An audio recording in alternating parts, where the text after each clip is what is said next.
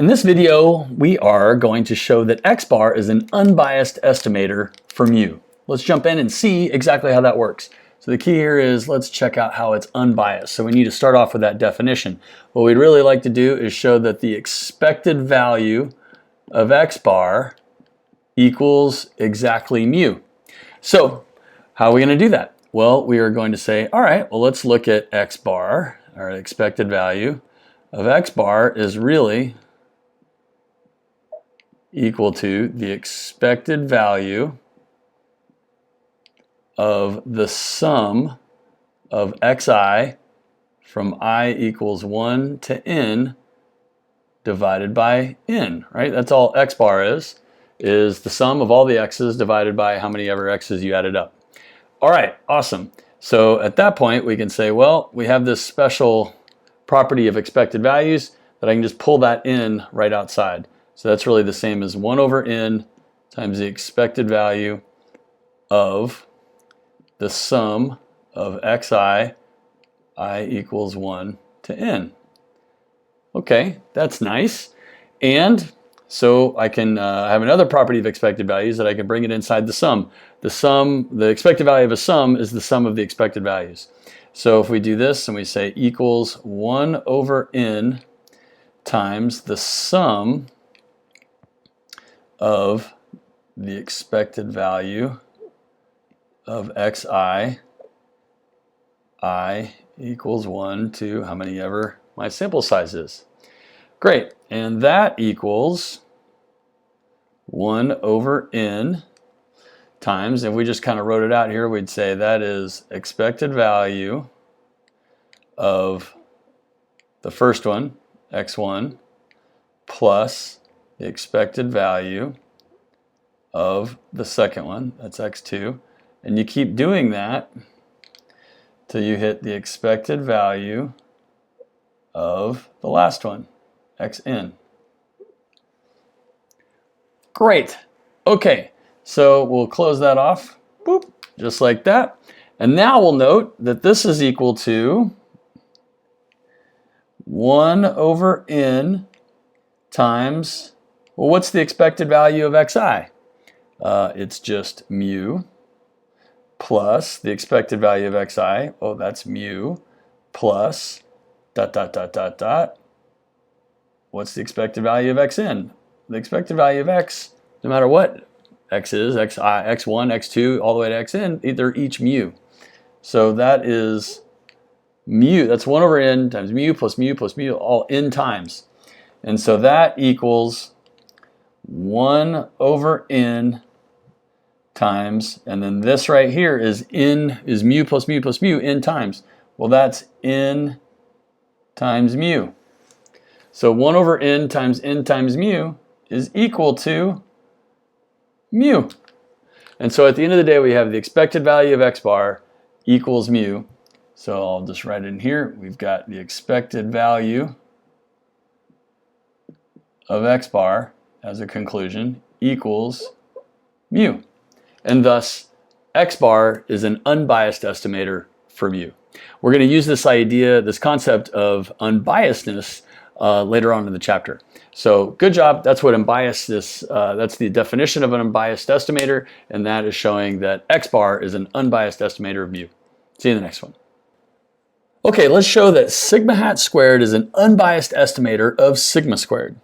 So in order to do that, what we're going to have to do is first have some identities. So let's check those out. The variance of x is equal to the expected value of x squared minus the expected value of x squared. And we'll recall that the variance of x bar is equal to sigma squared divided by n.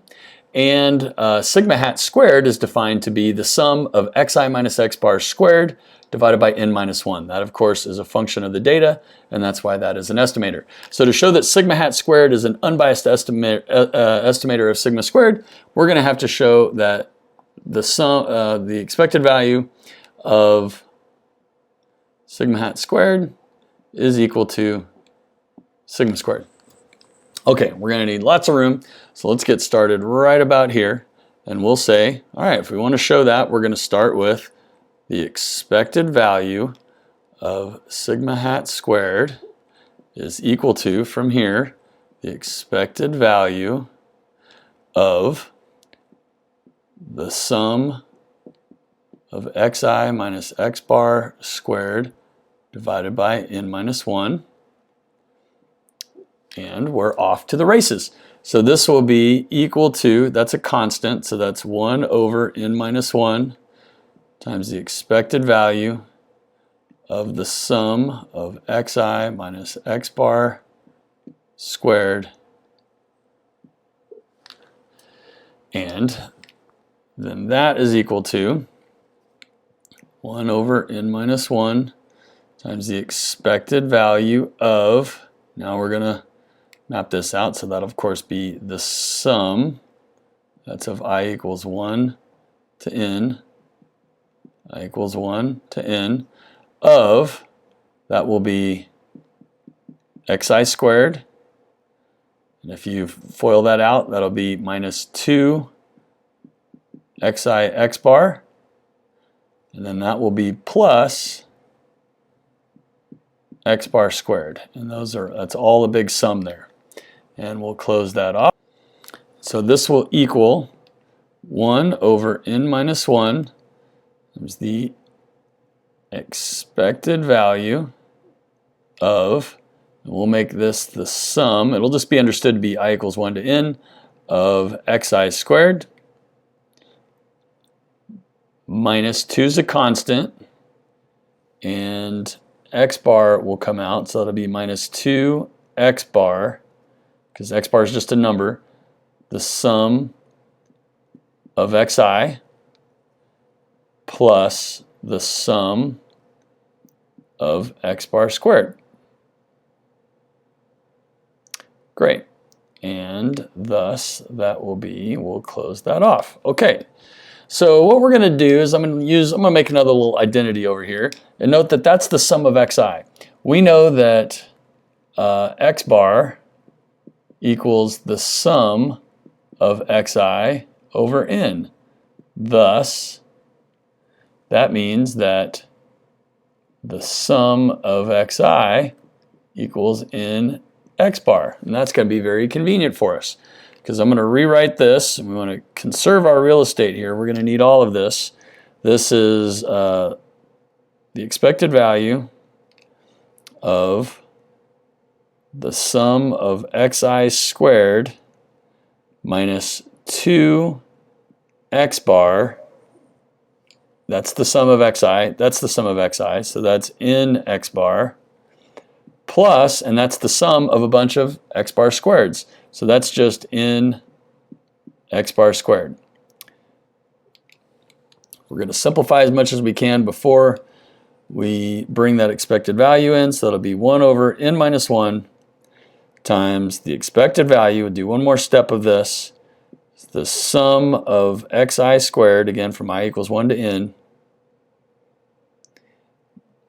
Now this is n x bar, and that's 2 x bars. So I'm going to skip a step here, right? This is minus 2 n x bar squared, right? X bar squared, or x bar, and x bar is x bar squared. So that's minus 2 n x bar squared, and that's plus 1 n x bar squared. This is going to leave us with minus,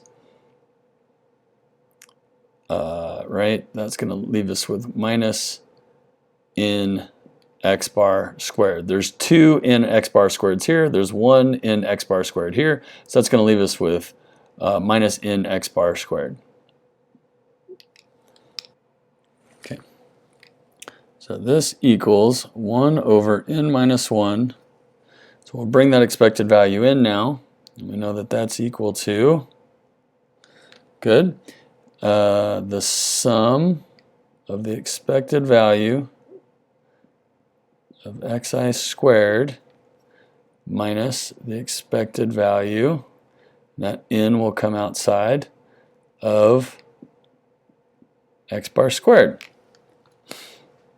Okay, so now we're going to use our identities finally here.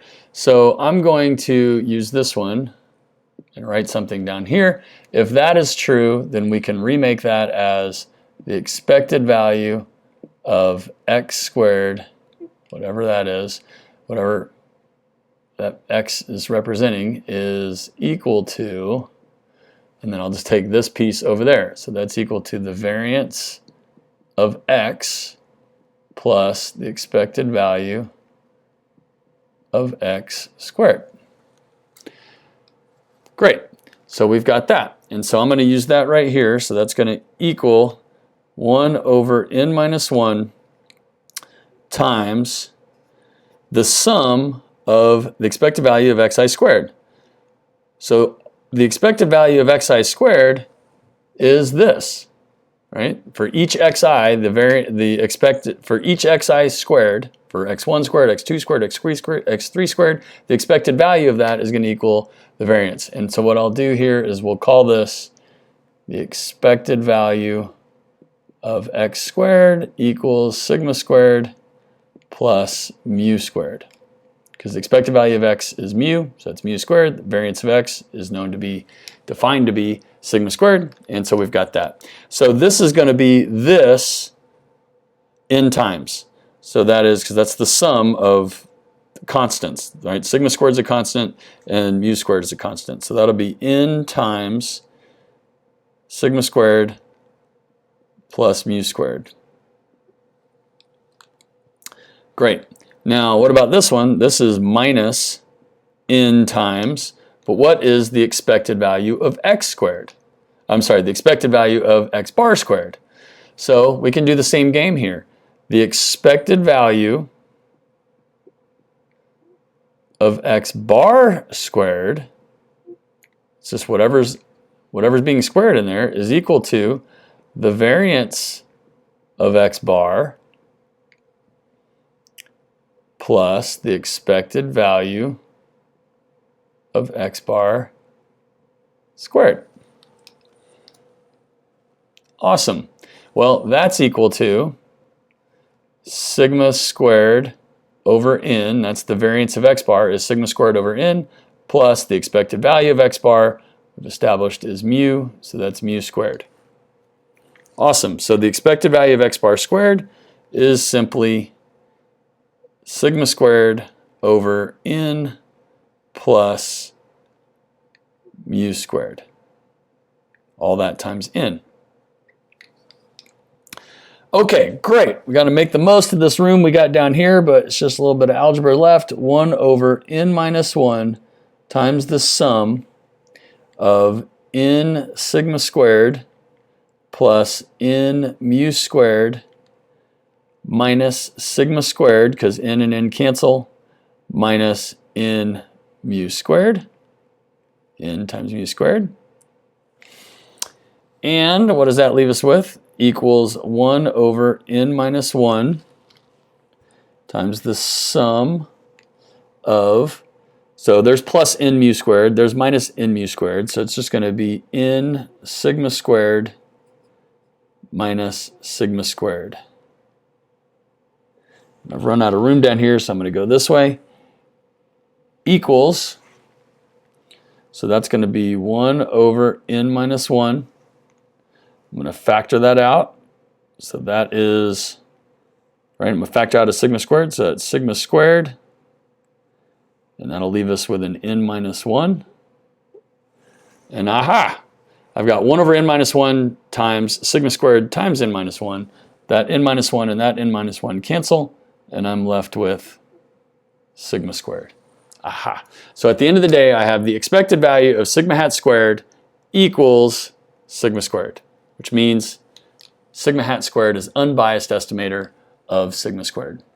Nice job. Quick note, right? It helps to just write this stuff out, not to just watch it, but to get out there and write it out. Get a sheet of paper, glass of water, and just go through the steps, and it all works out very nicely, and you feel really good about it. So, nice work. See you in the next one. Okay, this is one of my favorites. We're going to show that sigma hat is a biased estimator, not an unbiased estimator, but sigma hat is a biased estimator of sigma. So what we're going to try to show here, we're going to show that the expected value of sigma hat is not equal to sigma.